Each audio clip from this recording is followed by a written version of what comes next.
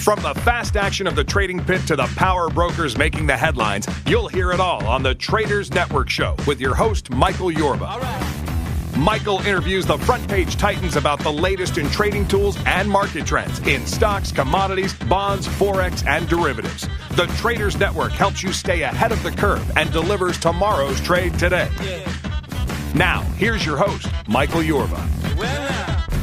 Welcome back to the Traders Network. I'm Michael Yorba, your host. Thanks for joining us. Broadcasting to you live from the Dallas KFXR 1190 AM iHeart Media Studios and worldwide through yorbamedia.com. All right, my first guest today, Jared Febbroriello, Secretary and Treasurer, Corporate Crowdfund.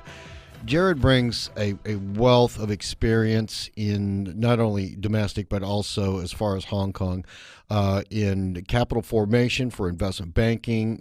He's also an attorney. He's got some esteemed sheepskins, as they say, just to his credit and his background. And he came up with something that's the Corporate Crowdfund is the name of his website and his platform. But there's a lot of fervor going out there about this new way for everybody to participate in private deals that mainly only the upper 1% of the world has been able to participate in. Jared, welcome to the show. Thank you, Michael. I appreciate that kind introduction. My pleasure. All right.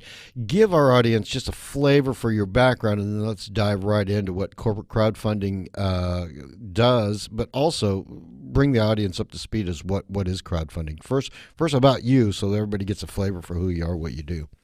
Sure. So my background is primarily in securities. I'm a securities lawyer by trade. I've been practicing for over 10 years. I've helped raise capital for companies or help companies go public in exchanges in the U.S. and overseas. Done a variety of transactions. I've lived in Asia and here in the U.S., and we're very excited about what we're doing at Corporate Crowdfund. There's been some interesting changes in the regulations here in the U.S., and we believe that we're primed to take advantage of that. All right, you've helped people raise money with bulletin boards, over the counter, New York Stock Exchange. You worked with NASDAQ companies, all that. So you've got that kind of background behind you. Before we get into corporate crowdfunding or corporate crowdfund website and your portal, what is crowdfunding? So because there's some people that tune in and they've heard it, they heard the buzzword, but they don't really get what it really is. Understood. So at Corporate Crowdfund, we're trying to build basically an online investment community where investors can make money by investing in companies that they like and where good companies can get capital that they need. It's really as simple as that. And, again, with the changes in the regulations, we now have an opportunity where local investors can put money into projects and companies that they believe in. And we've built a platform that lets them do that. What kind of companies are using crowdfunding as a form of capital formation? Well, there's been a lot of focus on startups and tech companies in crowdfunding so far, and that's not really my background. My background is more in industry, mining, agriculture, things like that. So we've been focusing on profitable companies that have revenues that are not startups, companies that are in oil and gas, companies that are in agriculture, heavy industry, and really the companies that I would personally be interested in as an investor, and not so much the startup or speculative type companies. Okay, so we're not talking about IBM using a crowdfunding platform. What we're talking about, companies that have got somewhat of a cash flow, they've proven the theory to practice in their product, their service, and now they're looking for additional capital to go to the next stage of development with their company. Am I connecting the dot correctly there? That's correct. We are focusing on companies that need sort of that bridge to get to the next level, maybe raise a little bit of capital to access the public markets, or need a bridge in order to close some sort of a deal. But companies that are, again, already have some sort of success. Now, are they private companies only, or is it a mix, private, small cap? What would an investor be looking at when they come to your site? Well, it's really a mix. I mean, any company can use Regulation D or the new Reg A Plus rules. So really, as long as you're compliant with the securities laws and you have a company that's got revenues, we're willing to give you a shot on the site. Okay. You mentioned Reg A Plus. That's brand new to the world. What is it? So Reg A Plus is the new rules for Regulation A. And what Regulation A was originally set up for was so that small companies could raise capital. You do a Regulation A circular that you file with the SEC, and then you can go out and you can raise capital in the market. The problem was that it was very limited. It used to be only for raises up to $5 million, and the securities that were sold under Reg A offering were not covered securities, and you could not do any sort of general solicitation. So recently, the SEC has sort of, as a result of the Jobs Act, has been prompted to redesign Reg A, and what they did was they changed the minimum from $5 million up to $50 million, and these securities will now be covered securities, meaning a broker-dealer that goes to sell them won't necessarily have to be registered in every single state. When they do that, they can sort of file a notice filing.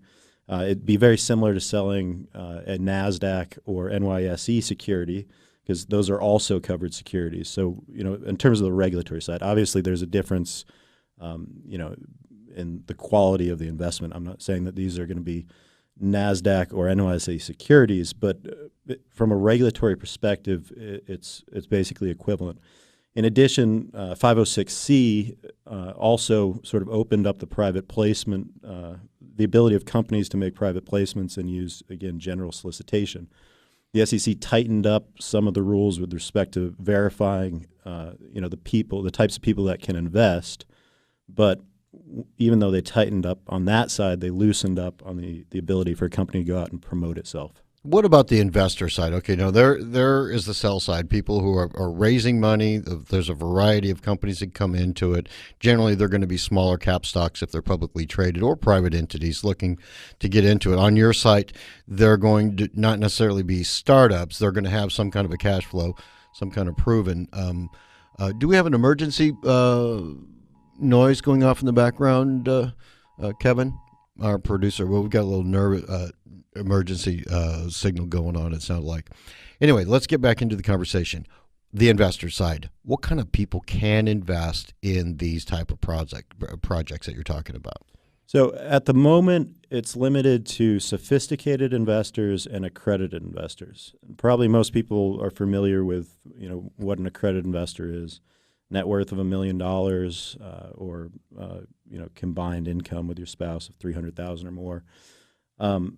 In addition, though, under Reg D, you can also invest as a sophisticated investor if you have special knowledge of the markets and you're familiar with risky investments of this type.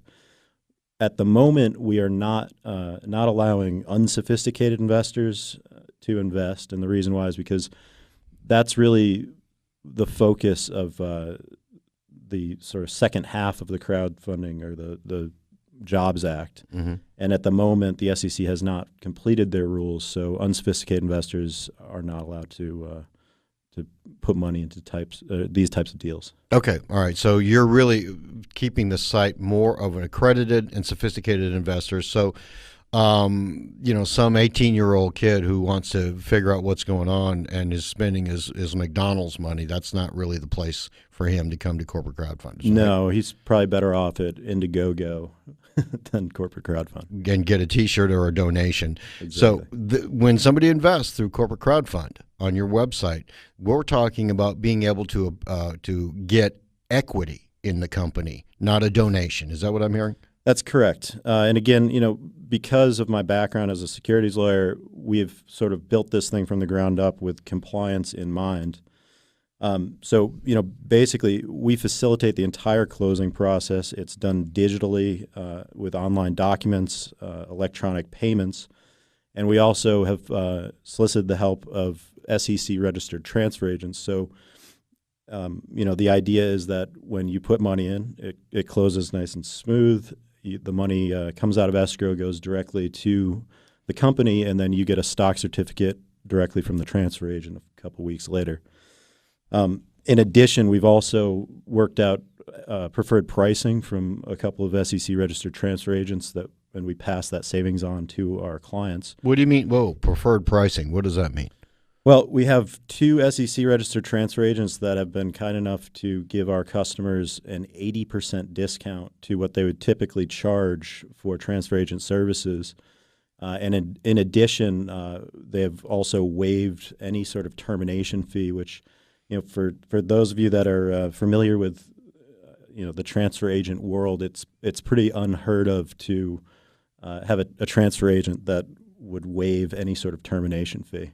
Wow. All right. That is a huge savings in doing business on the site. All right. We've got just about 30 seconds left. Before we go, I want to talk about the cost of capital formation using corporate crowdfund and what the future holds on the next segment. But before we go, please, contact information for you. So if there's somebody out there that's looking to raise money for their company or looking for ground floor opportunities with these types of companies that have come to your site for the project, give them a way to reach you.